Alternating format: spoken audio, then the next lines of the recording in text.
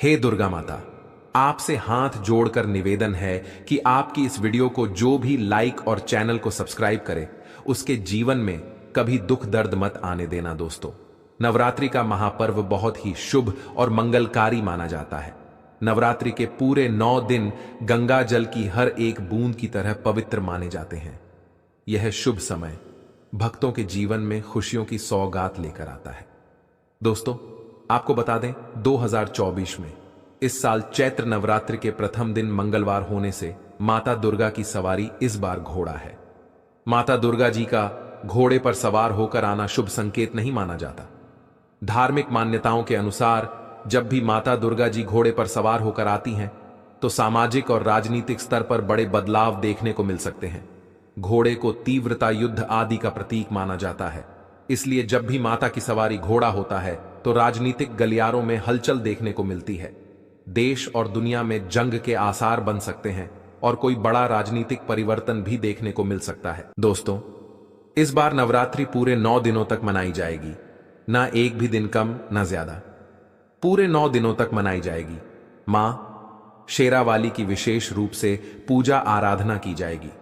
चैत्र नवरात्रि का महापर्व इस बार 2024 में 9 अप्रैल दिन मंगलवार से शुरू होकर 17 अप्रैल बुधवार के दिन समाप्त होंगे। ऐसे में चैत्र नवरात्रि पर माता दुर्गा जी की कृपा पाने के लिए कलश स्थापना का शुभ मुहूर्त है। 9 अप्रैल को सुबह 6:02 से 10:16 के बीच कलश स्थापना का शुभ मुहूर्त रहेगा।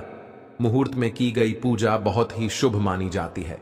इससे समस्त देवी देवताओं की कृपा प्राप्त होती है और पूजा पाठ का फल कई लाख गुना प्राप्त होता है।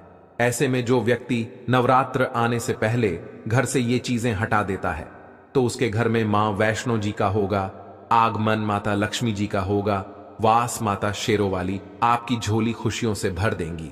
इसीलिए नवरात्रि आने से पहले घर से ये चीजें फौरन हटा दें।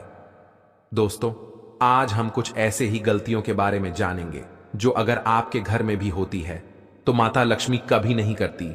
ऐसे घर में प्रवेश, फिर चाहे आप कितनी ही पूजा पाठ कर लो, माता लक्ष्मी ऐसे घर में कभी नहीं आती। ऐसे घर से देवी देवता भी हमेशा रहते हैं नाराज। दोस्तों, पूरी जानकारी को देखने के लिए इस वीडियो को अंत तक जरूर देखें। सच्ची श्रद्धा से कमेंट बॉक्स में लिखे हर हर महादेव, ओम नमः शिवाय महादेव के लिए एक लाइक तो बनता है। दोस्तों, सबसे पहले नवरात्रि के पहले ही मंदिर की अच्छी तरह से साफ सफाई कर लें।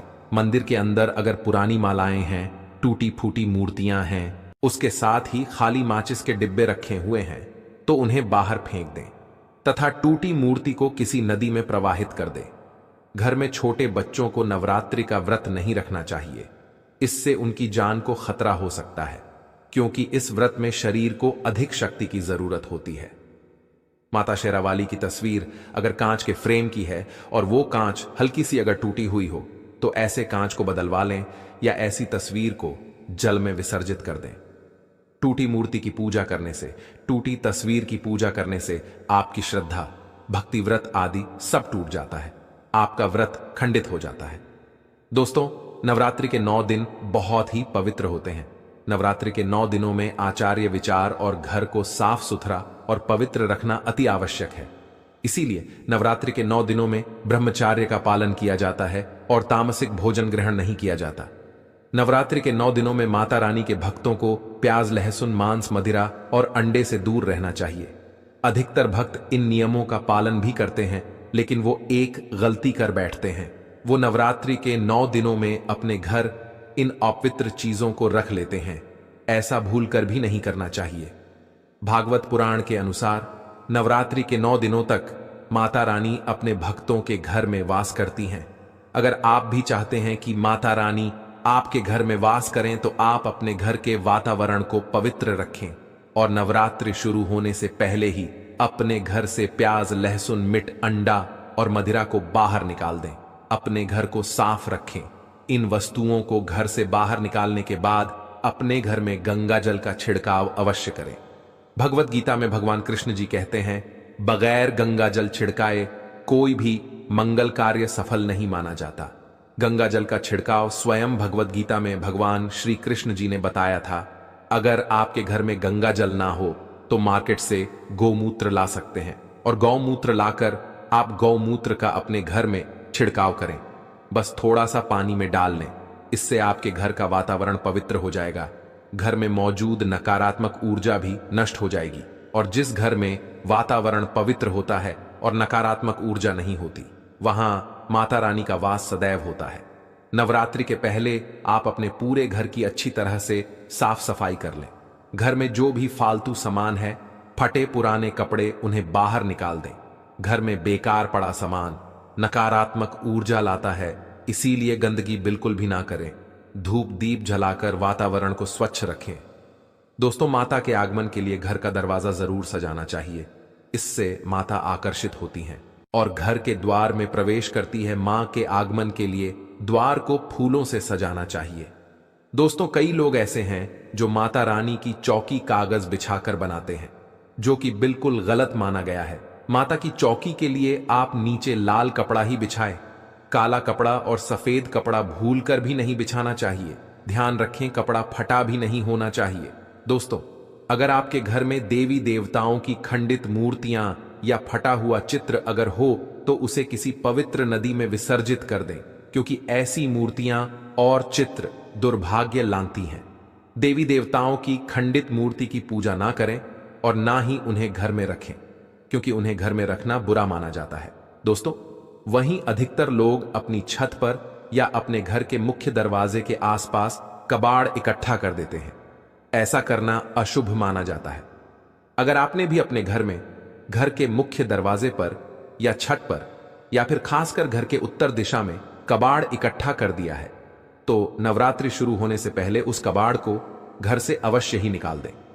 दोस्तों, यदि आपके घर कोई भी बंद घड़ी है, तो नवरात्रि शुरू होने से पहले उसे अपने घर से हटा दें और नई घड़ी ले आए या उसे सही करवा लें। घड़ी को प्रगति का प्रतीक माना जाता है। बंद घड़ी समय से पीछे चलने वाली हमारी प्रगति में बाधा डालती है। इसीलिए नवरात्रि शुरू होने से पहले ही आप बंद घड़ी को घर से बाहर निकाल दें। दोस्तों, अगर आपके घर के मंदिर में किसी भी तरह का कोई फालतू सामान रखा है, जैसे कि साड़े गले, फूल, अगरबत्ती, धूप बत्ती के डिब्बे या माचिस आदि के डिब्बे, या कोई भी खाली पैकेट मंदिर में ना रखें, या फिर कोई फटी पुरानी धार्मिक पुस्तक या भगवान के कोई पुराने कपड़े जो फट गए हैं या मुकुटमाला जो खराब हो गई है, तो उन्हें आप जितना जल्दी हो सके अपने मंदिर से हटा दें। नवरात्रि से पहले आप अपने मंदिर की और मंदिर के आसपास की साफ सफाई अवश्य ही करें, तभी माता रानी की चौकी स्थापित करें। इसके साथ ही आप अपने धन रखने के स्थान की सफाई भी अवश्य करें, क्योंकि नवरात्रि के दौरान माता लक्ष्मी भी गृह प्रवेश करती हैं। धन रखने के स्थान पर किसी भी तरह का कोई भी फालतू सामान, टूटा हुआ सामान ना रखें। धन रखने के स्थान को मंदिर की तरह ही साफ रखें। नवरात्रि के दौरान माता रानी की पूजा में कौड़ियों को शामिल करें। माता रानी के साथ साथ रोजाना कौड़ी का भी पूजन करें। इसके बाद आप कौड़ी को धन रखने के स्थान पर रख दें। ऐसा करने से बरकत हमेशा होती है। अगर आपके पास पुराने जूते चप्पल इकट्ठे हो गए हैं, तो नवरात्रि से पहले उन्हें घर से बाहर निकाल दें। पुराने जूते चप्पल की अशुभता के कारण ही घर में नकारात्मक ऊर्जा आती है और घर में अशांति और कलह का माहौल रहता है। नवरात्रि आने से पहले घर से जाला निकालना ना भूले। अगर जिस घर में जाला होता है, उस घर में माता रानी कभी वास नहीं करती। साथ ही साथ टूटे फूटे बर्तन अगर घर में पड़े हैं या टूटा हुआ आईना भी अगर घर में हो, तो उसे भी निकाल दें। घर में टूटे फूटे ईंट पत्थर भी नहीं रखना चाहिए, इससे माता लक्ष्मी नाराज हो जाती हैं। अब हम जानते हैं नवरात्रों के दौरान क्या नहीं खाना चाहिए और क्या नहीं पीना चाहिए, और कौन सा फल खाने से व्रत संपूर्ण और सफल हो जाता है। दोस्तों, नवरात्रि के दिन सेब जरूर खाना चाहिए। शास्त्रों में बताया जाता है कि भगवान के भोग में सेब आदि जरूर अर्पित किया जाता है। अगर आपका व्रत है तो आपको सेब जरूर खाना चाहिए। केला, पपीता, तरबूज और मीठे अंगूर जरूर खाना चाहिए।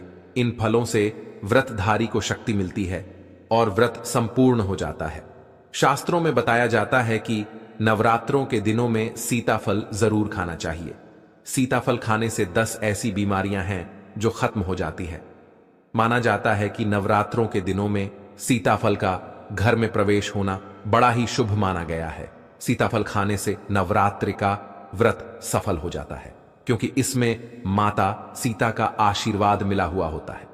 नवरात्रि के दौरान इसे जो भी खाता है उसे दुखों का सामना नहीं करना पड़ता। सीताफल आपको जरूर खाना चाहिए दोस्तों। नवरात्रों में व्रतधारी को डब्बा बंद लस्सी, डब्बा बंद जूस नहीं पीना चाहिए। उसमें कई केमिकल मिले होते हैं जिसके कारण आपका व्रत टूट सकता है। जब भी आप फलों का जूस पिए तो याद रखें उसमें नमक ना डालें, नहीं तो व्रत टूट जाएगा। साथ ही साथ जूस में बर्फ भी नहीं डालना चाहिए। फलों का सादा जूस पीने से व्रत सफल होता है।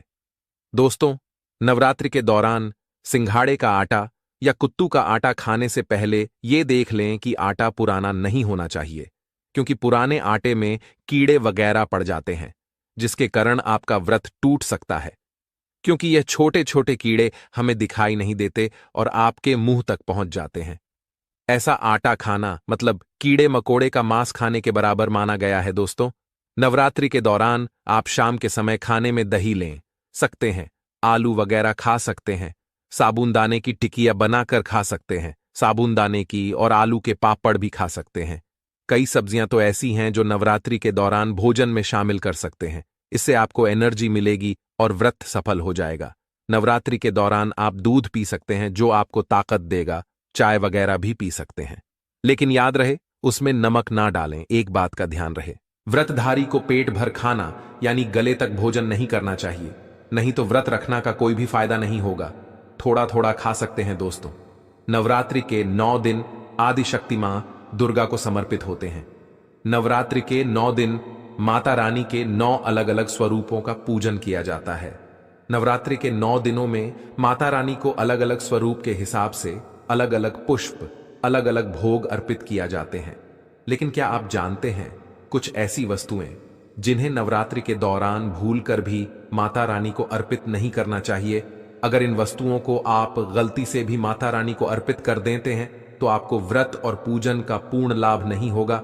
इसीलिए माता रानी की कृपा प्राप्त करने के लिए आपको यह जानना अति आवश्यक है कि वो कौन सी ऐसी वस्तु है जो माता रानी के पूजन में भूल कर भी इस्तेमाल नहीं करना चाहिए। तो आइए मां का जयकारा लगाते हुए वीडियो को शुरू करते हैं। दोस्तों, नंबर 1, नवरात्रि के दौरान शादीशुदा महिलाओं को सफेद कपड़े पहनकर पूजा पाठ नहीं करना चाहिए। साथ ही साथ काले कपड़े भी नहीं पहनना चाहिए, इससे पूजा व्रत आदि खंडित हो जाती है। माता की चौकी जब आप लगाएं तो उसके नीचे कागज नहीं लगाना चाहिए। माता की चौकी हमेशा लाल कपड़ा बिछाकर ही बनाना चाहिए। हमेशा याद रहे, नवरात्रों के 9 दिनों तक व्रतधारी को अपना आसन माता की चौकी के आगे ही लगाना चाहिए और वहीं पर आपको सोना चाहिए। मंदिर को नवरात्रि के दौरान अकेले नहीं छोड़ा जाता, बहुत ही अशुभ माना जाता है। इससे दुर्गा माता नाराज हो जाती है और हमेशा के लिए चली जाती है। दोस्तों, नंबर 2, नारियल। हिंदू धर्म में नारियल को समृद्धि, धन, श्रद्धा और सम्मान का सूचक माना जाता है। नारियल को श्रीफल भी कहा जाता है। नारियल को सुख समृद्धि में वृद्धि करने वाला माना जाता है। नारियल का हर मांगलिक कार्य में विशेष महत्व होता है। जैसे कि आप सभी जानते हैं कि माता रानी के कई मंदिरों में नारियल से बलि भी दी जाती है और माता रानी के पूजन में नारियल का इस्तेमाल हम सभी करते हैं। खासकर कलश की स्थापना नारियल रखकर ही की जाती है। माता रानी के पूजन में हम नारियल इस्तेमाल करते समय कुछ गलतियां कर बैठते हैं। दोस्तों, नारियल कई प्रकार के होते हैं, एक हरा, दूसरा सूखा, जिसके अंदर पानी होता है। जिस नारियल के अंदर पानी होता है, माता रानी के पूजन में सदैव पानी वाला और जटा वाला नारियल ही इस्तेमाल करें। नारियल का पूर्ण होना चाहिए। नारियल चटका हुआ या टूटा हुआ नहीं होना चाहिए, क्योंकि साबुत नारियल ही पूर्ण और पवित्रता का प्रतीक होता है। साबुत नारियल ही सुख समृद्धि का प्रतीक होता है। साबुत नारियल को ही श्रीफल यानी कि मां लक्ष्मी का फल कहा जाता है। नवरात्रि में माता रानी के कलश की स्थापना करते समय जटा वाला यानी कि पानी वाला नारियल ही कलश पर स्थापित करना चाहिए। साथ ही यह ध्यान रखना चाहिए कि नारियल को सदैव कलश के ऊपर लिटाकर रखना चाहिए। घट स्थापना करते समय कभी भी नारियल को खड़ा करके नहीं रखा जाता। नारियल को सदैव लिटाकर कलश के ऊपर रखा जाता है। साथ ही नारियल को स्थापित करने से पहले आप नारियल को लाल कपड़े में लपेटकर उस पर और फिर लाल चुनरी उड़कर आप नारियल को कलश के ऊपर स्थापित करें।